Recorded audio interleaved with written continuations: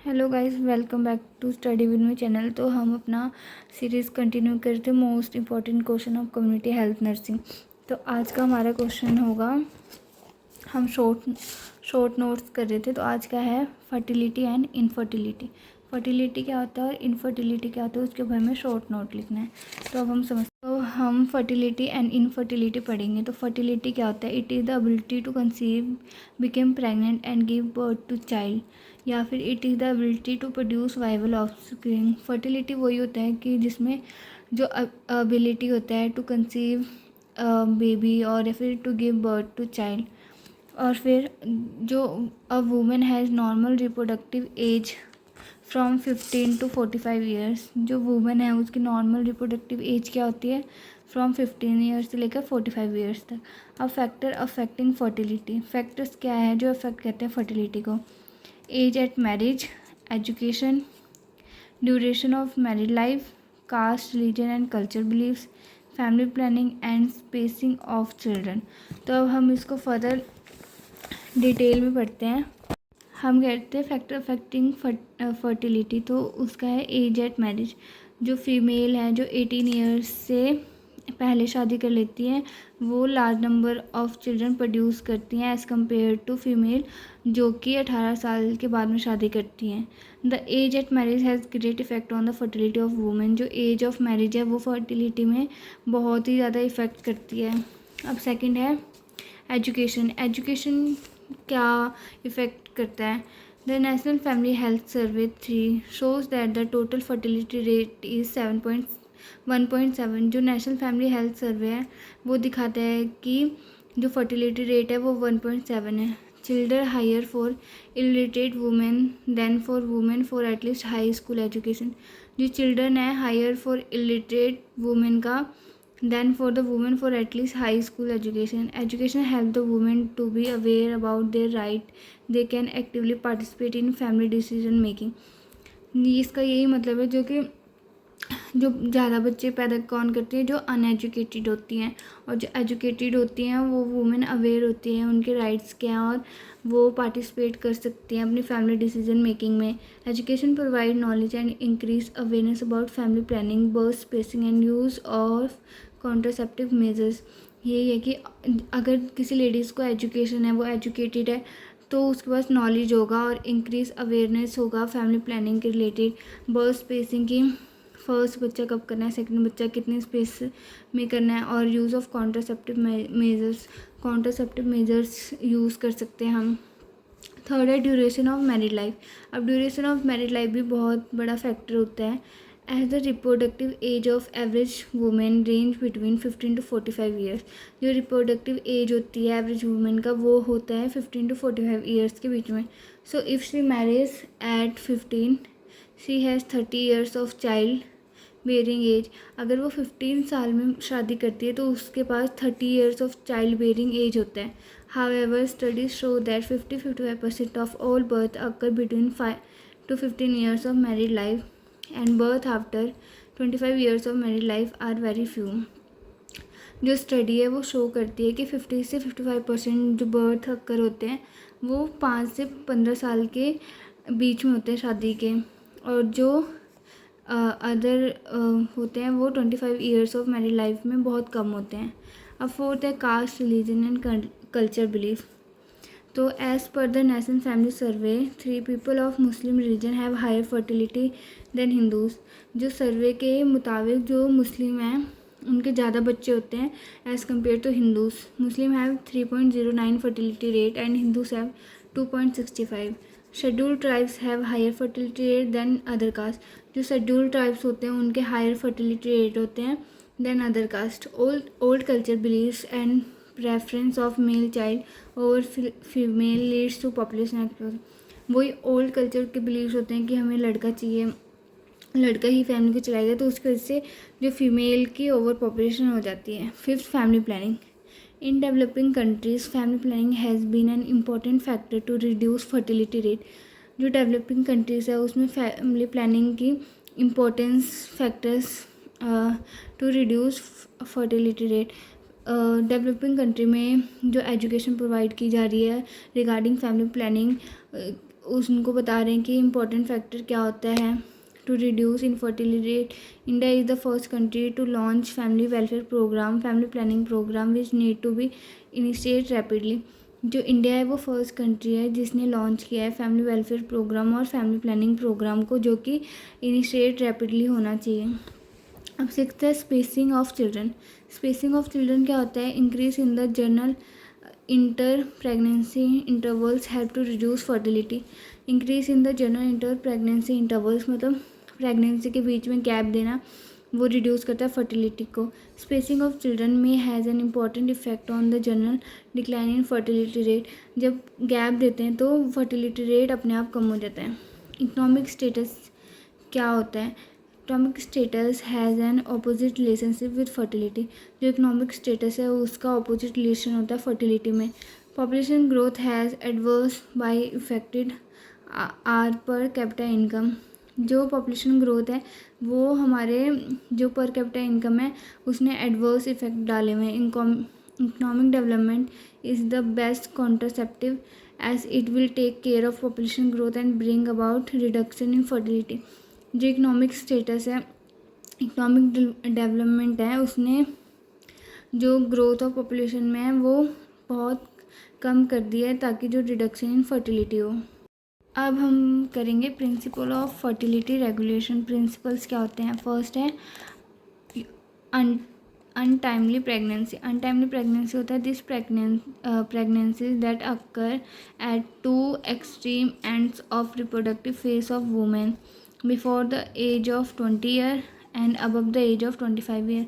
Untimely pregnancy होता है कि 20 ईयर्स से पहले जो बच्चा हो गया और या फिर 25 ईयर्स के बाद जो बच्चा हो गया उसको कहते हैं untimely pregnancy. Too close pregnancies क्या होता है? The short interval between the pregnancy undermine the health of mother as the mother have no recovered from the stress of previous pregnancy. अगर बच्चे में प्रेगनेंसी में कोई गैप ही नहीं होगा और टू शॉर्ट इंटरवल्स होगा बिटवीन प्रेगनेंसी, तो जो मदर है उसके हेल्थ पे इफ़ेक्ट पड़ेगा और उसको रिकवर होने का मौका ही नहीं मिलेगा। फिर है unwanted pregnancy. Unwanted pregnancy there are also they are associated with high maternal and infant mortality. Unwanted pregnancy usually end in unsafe abortions। मतलब कि जो अनवांटेड प्रेगनेंसी होती है वो एसोसिएट होती है मैटरनल और इन्फेंट के मोर्टेलिटी रेट में।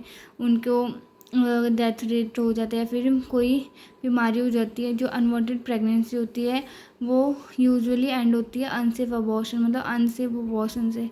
फिर फोर्थ है too many pregnancies improve a continued drain of the nutrition reserves of women leading to maternal deprivation anaemia. अगर टू मैनी प्रेगनेंसी, अगर जो मदर जो एक लेडी है वो बार बार प्रेग्नेंट होगी, प्रेगनेंसी कंसीव करेगी, तो जो उसकी बॉडी है वो वीक हो जाएगी और उसमें इन्फेक्शन हो जाएंगे और बहुत सारी बीमारी हो जाएगी उसको। अब है risk pregnancy. Mother having medical disease like hypertension, diabetes, mellitus with pregnancies are high risk pregnancies and increase the risk of maternal and fetal morbidity and mortality rate। जो रिस्क प्रेगनेंसी होती है, जो मदर को कोई बीमारी है तो उसकी वजह से मदर को भी इफ़ेक्ट होगा और बेबी को भी इफ़ेक्ट हो सकता है और ये लीड कर सकता है डेथ में भी। फिर है benefit of fertility regulation. Benefits क्या होते हैं फर्टिलिटी के? Reduce maternal and mortality and morbidity rate. ये रिड्यूस करता है मदर को कोई बीमारी ना हो और वो उसकी डेथ ना हो।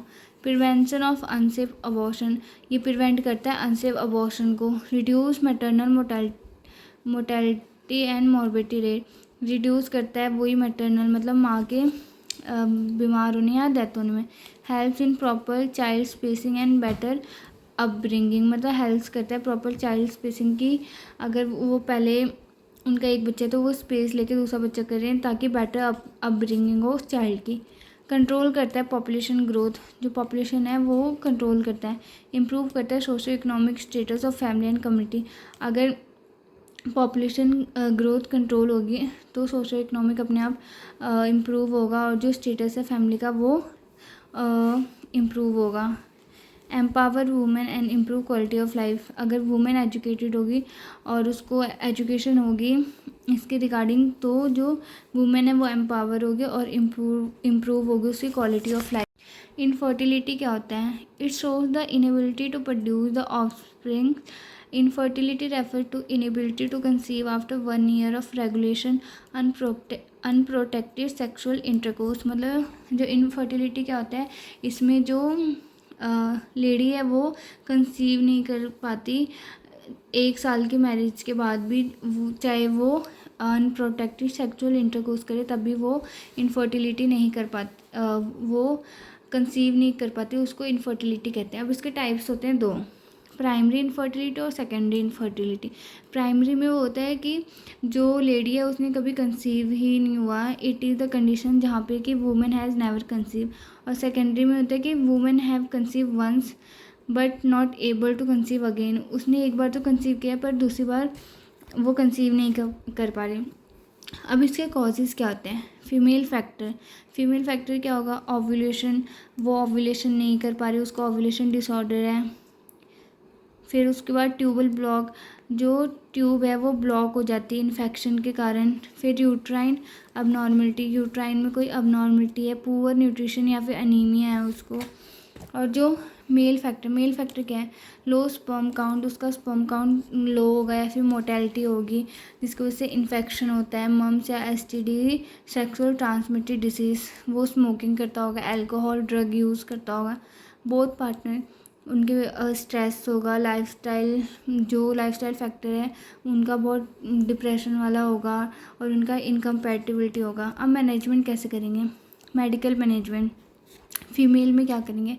हार्मोन थेरेपी देंगे फॉर ओव्यूलेशन इंडक्शन जैसे कि गोनाडोट्रोपिन्स। फिर ट्रीट करेंगे इन्फेक्शन जो PIDS और STI है। फिर उसका सर्जरी करेंगे फॉर ट्यूबल ब्लॉक, जो ट्यूब ब्लॉक है उसकी सर्जरी करेंगे, फिब्रोस। अब मेल में क्या होगा? Medical treatment, treat infection, same इसमें भी इन्फेक्शन ट्रीट करेंगे, इम्प्रूव करेंगे स्पर्म काउंट को इम्प्रूव करेंगे और मोर्टेलिटी जैसे कि हार्मोनल थेरेपी देंगे जिससे कि मोर्टेलिटी रिड्यूस हो, इम्प्रूव हो। फिर करेंगे असिस्ट रिप्रोडक्टिव टेक्निक्स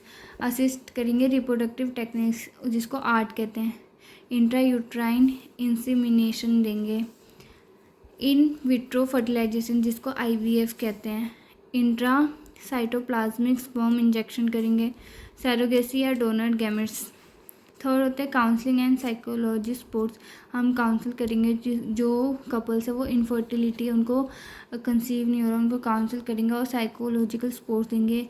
फिर लाइफस्टाइल मॉडिफिकेशन, उनकी डाइट प्लान बनाएंगे, उनको बोलेंगे अपना लाइफस्टाइल चेंज करो। फिर कम्युनिटी हेल्थ नर्सिंग का क्या रोल है? जो हेल्थ नर्स है वो हेल्थ एजुकेशन देगी, न्यूट्रिशन के regarding, hygiene, safe sex awareness of fertile periods के बारे में बताएगी, हेल्थ एजुकेशन देगी, काउंसलिंग करेगी ताकि रिमूव स्टिग्मा जो जैसे विलेजेस में अभी भी है कि लड़की में ही कोई है उसको रिमूव करेंगे, सपोर्ट करेंगे कपल को और एनकरेज करेंगे मेडिकल हेल्प। फिर उसके बाद है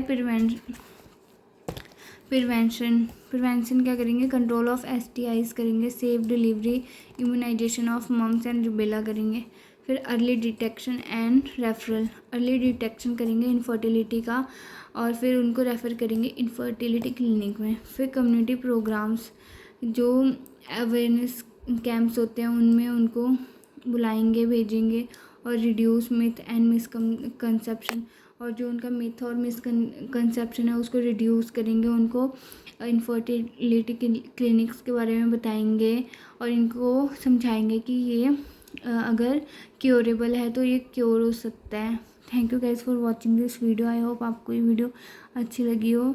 प्लीज़ लाइक करो, कमेंट करो, सब्सक्राइब करो और मुझे बताओ कि आपको कैसी लगी वीडियो।